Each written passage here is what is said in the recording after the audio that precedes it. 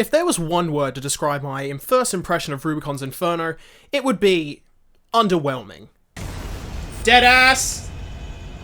As an Xbox player, Rubicon's Inferno was hyped to hell and back. Whenever it came up in conversation, I heard nothing but praise. People would tell me how insanely difficult it was. It gave me so much trouble, and I was going to suffer through it. I had only limited knowledge of the Inferno before playing. I was going in mostly blind. I knew about the Tester Legion and the Goon Squad, but that was about it. I was so excited to finally play it. But when I did, well, I guess you could say there was a whiplash of quality. Inferno missions for the most part were either neat difficulty increases or just complete nothing burgers. So why did this mod not live up to the hype? That is the answer I wish to find today. Welcome to the Autopsy of the Inferno. Now, before we begin, I want you to like and subscribe, and unfortunately, I'm not asking. If you don't, I'm going to personalize your copy of Rubicon's Inferno to double enemy counts. Thank you! Inferno increases difficulty through 3 umbrellas. Enemy density, high damage and health, and new attacks. Enemy density refers to any time the mod increases enemy counts and adds in new enemies. Almost every mission in the mod does this to some degree, but it's most notable in missions like Grid 135, Prisoner Rescue, and Spaceport Defense. I would argue that the best changes in this mod come from these changes. Health and damage changes are also really common. However, I feel like the changes here are a bit more suspect compared to enemy density. Sometimes I think they work really well, like how Rusty's higher AP means he's harder to cheese. Or you have instances like Carmen Line, where forcing someone to S-rank the mission could probably constitute a war crime in some countries. What the fuck?! New changes are basically any new attacks or gimmicks Inferno adds, like giving shields to enemies, or, for example, giving the Plasma extra more explosive attacks. The new changes range from amazing to arguably easier, but are all really cool to see from an implementation standpoint regardless. I must also clarify the difference between an actual new attack and a reskin. If an attack functions exactly how it does normally, it's just a reskin. A good example is most of Autopsy's light wave attacks, which look different, but half of them function identically to their original attack. I also lean towards attacks that create massive AoE effects at target point to be in this category as well, which there are quite a lot of, mostly because they can still be dodged the same for the most part. The biggest problem with Inferno I find is that Inferno relies a lot on health and damage changes. New changes are surprisingly rare and most don't provide notable changes to their fights. Let me provide some examples. Bolteus has 3 changes. There are 2 LCs with it shoots bazookas more frequently with higher damage, and it has a notable stability buff. The LCs deal low damage and are also really easy to kill. Funnily enough, they can actually help you sometimes because their missile flares also affect Bolteus' missiles. The bazooka is stronger, but it doesn't really make Bolteus any harder to survive because Bolteus still loves to use its missile belt attack, which is easy to dodge just by staying close to Bolteus. And because he continues to use that attack anyway, it's still really easy to avoid most of attacks. And even so, you'll usually have enough spare health even if you do mess up. The stability buff is interesting because it means you can't reliably re-stagger Bolteus, but considering that Bolteus' health and defenses are untouched, it's still just as easy to deal enough damage to 2-cycle him with any decent build. So how do you defeat Inferno Bolteus? You stick to him like glue, using weapons with a combination of both good shield and punish damage. So basically exactly like normal Bolteus. Okay, what about the Ibis? Inferno Cell 240 has a shield and its attacks deal more damage with bigger AoE. This initially sounds like an excellent change, as now you can't just abuse the open windows to unload heavy cannons. Now you need a build with constant output so you can break the shield in reliable time. Except for the fact the Ibis now only has 1 stability. So as long as you have like 1 automatic weapon, you can still just use cannons anyway. The shield does make the fight a little harder, but most damage the Ibis takes is during its stagger anyway. So all the change really does is change the build requirements from good stagger to good shield breakers. Weapons that already have huge overlap. So for the most part, the exact same builds you used to beat the Ibis normally, beat it in Inferno. What about Air then? It's really just higher HP and damage. Air does now have some flamethrower attacks, but the problem is that even though they have good damage, they have reduced range and slower projectile speed compared to her normal coral shots, making them easy to dodge at certain ranges. Again, we have another boss in which the strategy to beat it is the exact same as the base game. Now granted, these are a little cherry-picked, but the other boss changes are also fairly unnotable or just easy to ignore. The Sea Spider now has Coral AA and Coral shotguns. They take you by surprise on first attempt, but once you realise that staying at like 100 meters completely neutralises them, the fight is just as easy. The Juggernaut has extremely high stability, so staggering is nearly impossible. But its only new attack is a forward-firing shot, meaning just vertically kiting the Juggernaut as usual lets you beat the fight just as easy. The Supreme HC has a shield and repair kits, but still fights the exact same, so you still just approach it the same way.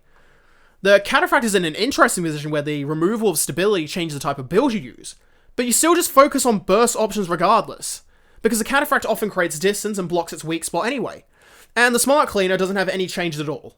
The boss most overhauled in Inferno is Arquebus Bolteus, or as I like to call him, WhatsApp-Teus. WhatsApp-Teus has its entire kit retrofitted with lightweight technology. The biggest problem is that half the attacks are the exact same with a different coat of paint, some attacks just don't even work, and the only notable new attack is this PFAL missile replacing the plasma shots, which is really strong, but when only one attack is different and WhatsApp-Teus still has extremely explodable low kinetic defense weakness, it's still not that difficult to beat him with builds you already bring to Snail TS anyway. I think you can see the general trend. Often this mod doesn't make the game harder by introducing new attacks or mechanics, it makes it harder with health buffs and damage increases. I've given a lot of criticism, so I'll now talk about a boss change I like. The Inferno Plasma Ectremoy now has an explosive attack it throws out. I really like this change because it means you have to pay way more attention towards it, as it can instantly stagger you extremely quickly. This comboed with the higher AP and stability of the Ectremoy means you now have to choose your engagements better, and it really makes for a harder fight. But it is kind of telling I really only think one of the bosses are actually harder in an engaging way. I didn't mention it before, but the helicopter is also notably harder.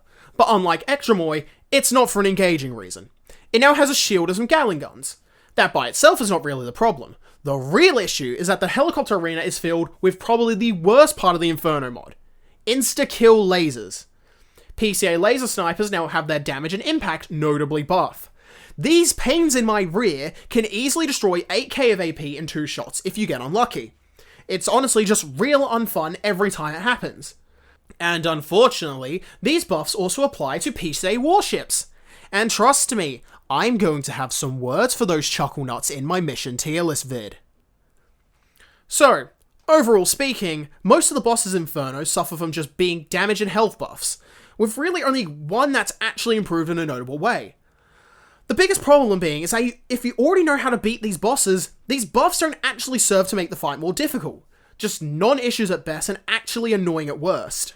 But let's flip the script for a bit and talk about some great missions Inferno has. I really like Prisoner Rescue, Red Guns, and Spaceport Defense. These missions greatly increase the amount of enemies they throw at you. Prisoner Rescue throws an excess of enemies at you. If you don't have dual 6-cell plasmas, you probably ain't keeping that helicopter alive. With extra cool inclusions like some enemies using jamming bombs, so targeting them at range is way harder. This mission made me purposely create a build to beat it, and even then it was a great challenge. I loved it. Red Guns adds 3 extra ACs in addition to the other enemies, making it notably harder to handle all of them before the next wave pops in. And Defend the Spaceport features a helicopter, a Cataphract, an AC, 2 warships, and a buffed up Nightfall with 20k AP and 3 full AP repair kits.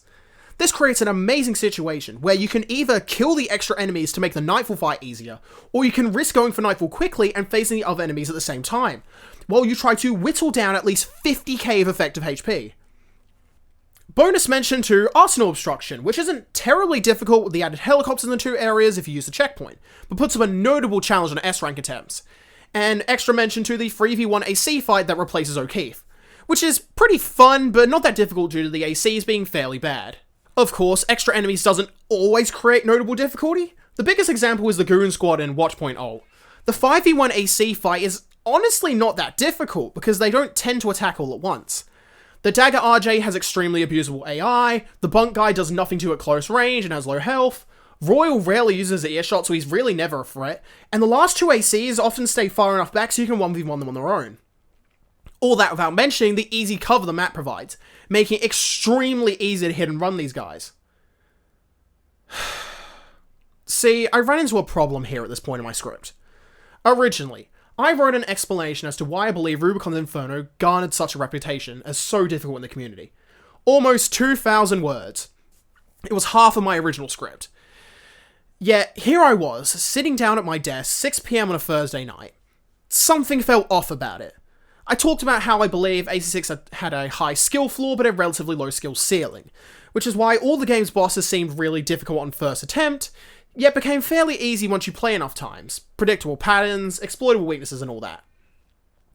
But also how your build is such a major factor in your performance. Good builds make it easy, bad builds make it difficult. And the point of AC6 is to find those builds yourself. The thing is, this argument basically devolved into saying, if you had trouble in Inferno, you either didn't learn the base game enough, or you're too stubborn to use the best parts, out of a sense of pride you find in not cheating your way through the game. And thus you make Inferno harder than it needs to be to preserve an imaginary sense of self-worth. I don't think my argument is invalid. I think there is a notable belief within the community that some players are lesser because of the builds they use. Stupid Zim users, filthy rats. These players would rather cry out and complain about other players than try to improve their own gameplay. And this PvP phenomena does very much bleed into the PvE. You could directly see it during my first stream with Rubicon's Inferno. People were saying how I was cheating for using Zimbunk, which by the way is my favourite build, on a mission in which I was aware contained a 5v1 AC fight. So when I beat the 5v1, because as I mentioned earlier, I think the Goon Squad fight has many flaws, I was cheating my way through because of Zimbunk.